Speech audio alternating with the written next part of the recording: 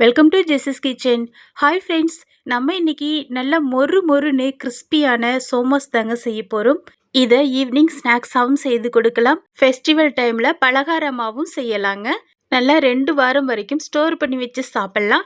வாங்க ரொம்ப ஈஸியாக எப்படி செய்யலான்னு பார்க்கலாம். ஃபஸ்ட்டு நம்ம ஒரு மிக்சிங் பவுலில் 2 கப்பு அளவுக்கு மைதா மாவு சேர்த்துக்கலாம்.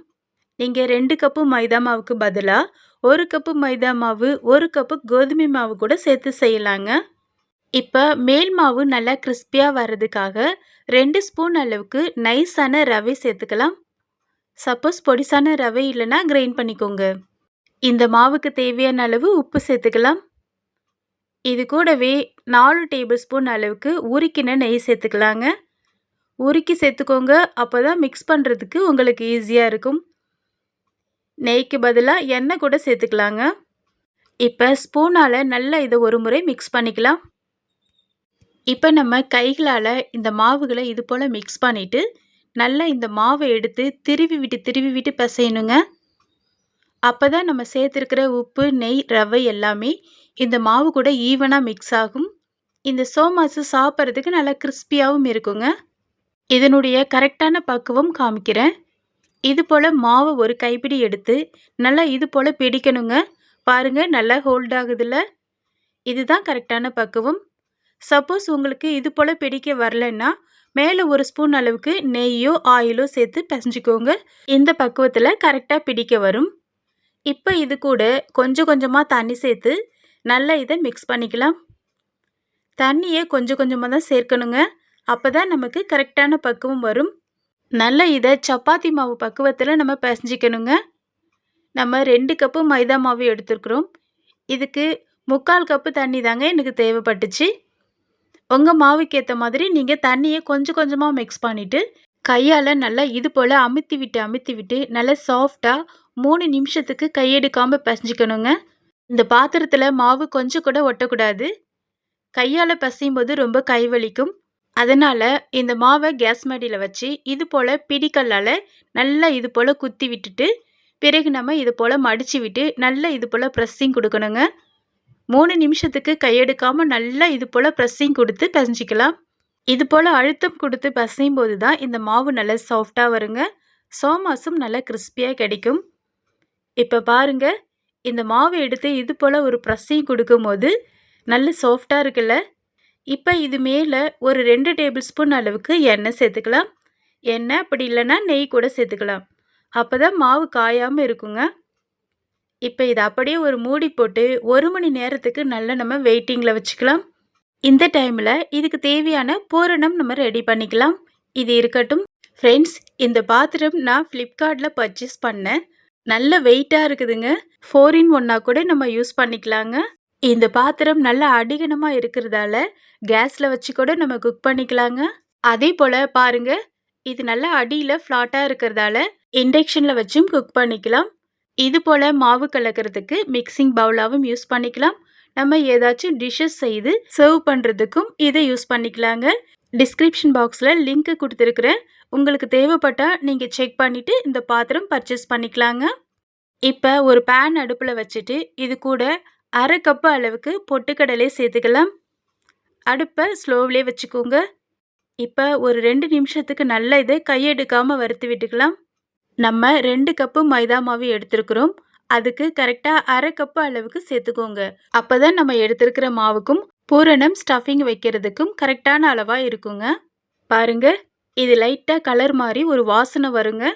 அந்த பக்குவத்தில் 2 ஸ்பூன் அளவுக்கு வெள்ளை எள்ளு, 1 ஸ்பூன் அளவுக்கு கசகசா சேர்த்துக்கலாம். இப்போ அடுப்பை ஸ்லோவில் வச்சுட்டு 1 நிமிஷத்துக்கு நல்லா இதை வறுத்துக்கணும். இதில் எள்ளும் கசகசாவும் ஆப்ஷனல் தான். ஆனால் இது போல் சேர்த்து செய்தோன்னா சாப்பிட்றதுக்கு ரொம்பவே டேஸ்ட்டாக இருக்குங்க. இது போல் நம்ம வறுத்து செய்யும்போது கிரைண்ட் பண்ணுறதுக்கும் ஈஸியாக இருக்கும். ரொம்ப நாள் வச்சு சாப்பிட்லாங்க. பூரணம் கெட்டு போகாமல் இருக்கும். இப்போ அடுப்பை ஆஃப் பண்ணிவிட்டு உடனே நம்ம ஒரு பிளேட்டில் ட்ரான்ஸ்ஃபர் பண்ணிக்கணும். ஏன்னா நம்ம கசகசா சேர்த்துருக்குறோங்க. அந்த பாத்திரத்திலே வச்சிட்டோன்னா அந்த ஹீட்டில் கசகசா ரொம்ப கலர் மாறிடும். அதனால தான். இது நல்லா ஆறின பிறகு நல்ல ட்ரையான மிக்ஸி ஜாரில் இதை அப்படியே இந்த பொருட்களை சேர்த்துக்கலாம். மிக்ஸி ஜாரு நல்லா ட்ரையாக இருக்கணுங்க.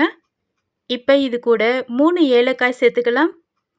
இந்த ஏலக்காவை நீங்கள் வறுக்கும்போதே சேர்த்துக்கலாங்க. இன்னும் நல்லாவே அரைப்படும். இப்போ இதை நல்லா நம்ம கொரகொரப்பாக அரைச்சிக்கலாம்.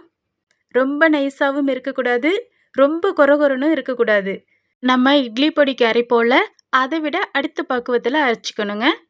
இப்போ நமக்கு பூரணம் ரெடி ஆயிடுச்சு. நம்ம எள்ளு சேர்த்துருக்கிறதால ரொம்பவே மணமாக இருக்குங்க. இது இருக்கட்டும். இப்போ ஒரு பேனில் 2 டேபிள் ஸ்பூன் அளவுக்கு நெய் சேர்த்துக்கலாம். நெய் நல்லா சூடான பிறகு இது கூட அரை கப்பு அளவுக்கு துருவின தேங்காய் சேர்த்து அடுப்பை மீடியம் ஃப்ளேமில் வச்சுட்டு நல்லா நம்ம வறுத்து விட்டுக்கலாம். இந்த தேங்காயோட ஈரப்பதம் போகும் வரை நல்லா நம்ம வறுத்துக்கணுங்க. பூரணம் செய்யும்போது அளவுகளை கரெக்டாக நோட் பண்ணிக்கோங்க. அப்போ தான் நீங்கள் பூரணம் ஸ்டஃபிங் வைக்கும்போது மாவுக்கும் பூரணத்துக்கும் ஈக்குவலாக இருக்கும், எக்ஸ்ட்ராஸ் வராமல் இருக்கும். இப்போ பாருங்க, இது போல் நல்லா பொல பொலன்னு இருக்கணும். அதுவரை நல்லா நம்ம வறுத்துக்கலாம். இப்போ இது கூட 1 கப் அளவுக்கு சுகர் சேர்த்துக்கலாங்க. எந்த கப்பால் நம்ம மாவு எடுத்தோமோ அதே கப்பால் எல்லா அளவுகளையுமே சேர்த்துக்கோங்க. அப்போ தான் கரெக்டாக இருக்கும். அதே போல் அடுப்பை ஆஃப் பண்ணிட்டு தான் இந்த சுகர் சேர்க்கணுங்க. இதை நல்லா மிக்ஸ் பண்ணி கொடுத்துட்டு இப்போ நம்ம அரைத்து வைத்த பொட்டுக்கடலை பவுடரும் இது கூட சேர்த்துக்கலாம். இந்த பேனில் இருக்கிற ஹீட்டில் தான் நம்ம இந்த சுகரும் பொட்டுக்கடலை பவுடரும் நல்லா நம்ம மிக்ஸ் பண்ணிக்கணும். அப்போ தான் ரொம்ப நாள் வரைக்கும் இந்த பூரணம் கெட்டு போகாமல் இருக்குங்க. ஃப்ரெண்ட்ஸ், என்னுடைய வீடியோ வாட்ச் பண்ணிட்டு இருக்கிறவங்க சப்ஸ்கிரைப் பண்ணாமல் இருந்தால் சப்ஸ்கிரைப் பண்ணி பெல் பட்டனை கிளிக் பண்ணி ஆல் கொடுத்துக்கோங்க. இப்போ இது நல்லா இது போல் மிக்ஸ் பண்ணிவிட்டு இதை அப்படியே நம்ம ஒரு பவுலில் ட்ரான்ஸ்ஃபர் பண்ணிக்கலாம். அப்போ தான் நமக்கு எடுத்து ஸ்டஃபிங் வைக்கிறதுக்கு ஈஸியாக இருக்குங்க. இப்போ நமக்கு பூரணம் நல்லா பொல பொலன்னு ரெடி ஆயிடுச்சு. இது அப்படியே இருக்கட்டும். இப்போ நம்ம மாவை பார்க்கலாங்க. நல்ல சாஃப்டாக ஊறி இருக்குது பாருங்கள். இப்போ இதிலேருந்து கொஞ்சமாக மாவு எடுத்து நல்லா நம்ம சோமாசு எந்த அச்சில் பண்ண போகிறோமோ அந்த அளவுக்கு நல்லா நம்ம இது போல் உருட்டி ரெடி பண்ணிக்கலாம். இது போல் ஃபஸ்ட்டே நம்ம மாவுகளை உருட்டி வச்சுக்கிட்டோன்னா செய்யறதுக்கு ரொம்ப ஈஸியாக இருக்குங்க. இதுலேருந்து ஒரு உருண்டையை கேஸ் மடியில் வச்சுக்கலாம். நல்லா இது போல் ஒரு ப்ரெஸ்ஸிங் கொடுத்துட்டு சப்பாத்தி கட்டையால் நல்லா ரவுண்ட் ஷேப்பில் உருட்டிக்கலாங்க. நல்லா மெல்லீஸாக உருட்டிக்கணும். அப்போ தான் சாப்பிட்றதுக்கு நல்லா கிறிஸ்பியாக இருக்குங்க. இப்போ பாருங்கள், இது போல் நல்லா மெல்லிஸாக இருக்கணும். நம்ம சோமாஸில் ஆயிலை இது போல் ஃபுல்லாக அப்ளை பண்ணிக்கலாம். அப்போ தான் எடுக்கிறதுக்கு வருங்க. இந்த மாவுகளை எடுத்து இது மேலே இது போல் வச்சுட்டு நடுவில் லைட்டாக ஒரு ப்ரெஸ்ஸிங் கொடுத்துட்டு ஓரங்களில் தண்ணி வச்சு நல்லா அப்ளை பண்ணி விட்டுக்கலாம். அப்போ தான் நம்ம க்ளோஸ் பண்ணும்போது நல்லா ஒட்டி பிடிக்கும். இப்போ இதனுடைய நடுவில் 1 ஸ்பூன் அளவுக்கு பூரணம் வச்சுக்கலாம். நிறையா வச்சிங்கன்னா க்ளோஸ் பண்ணும்போது லீக் ஆகும். அதனால் அளவாக வச்சுக்கோங்க.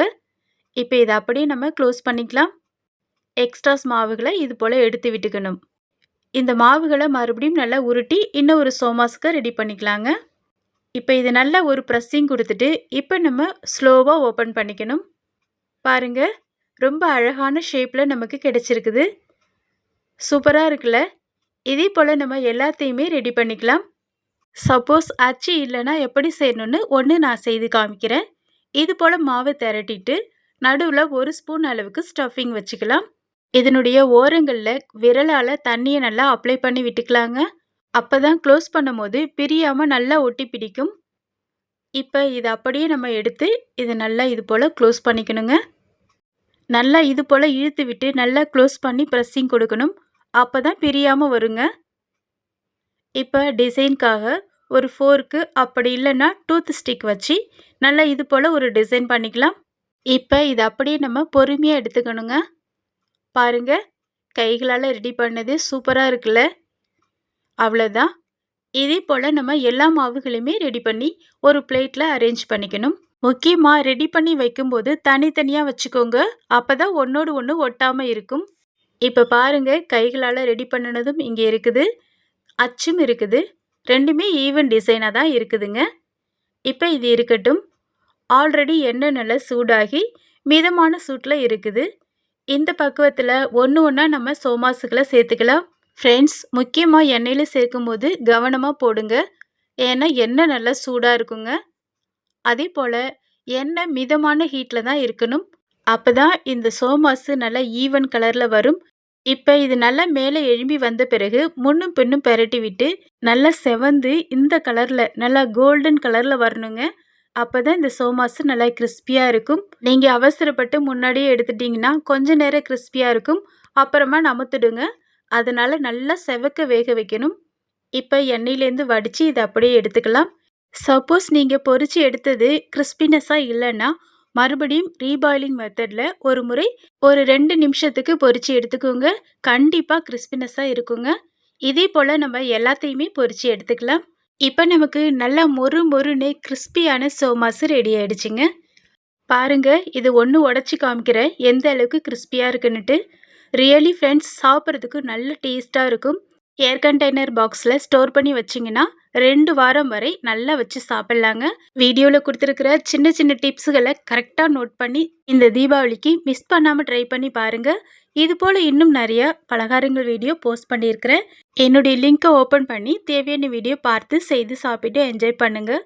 இதுவரை என்னுடைய வீடியோ பொறுமையாக வாட்ச் பண்ணவங்களுக்கு ரொம்ப தேங்க்ஸ். இப்போ வீடியோ பார்த்துட்டு இருக்கிறவங்க சப்ஸ்கிரைப் பண்ணாமல் இருந்தால் சப்ஸ்கிரைப் பண்ணி பெல் பட்டனை கிளிக் பண்ணி ஆல் கொடுத்துக்கோங்க. Okay friends, thank you. நெக்ஸ்ட் வீடியோவில் பார்க்கலாம். பாய்.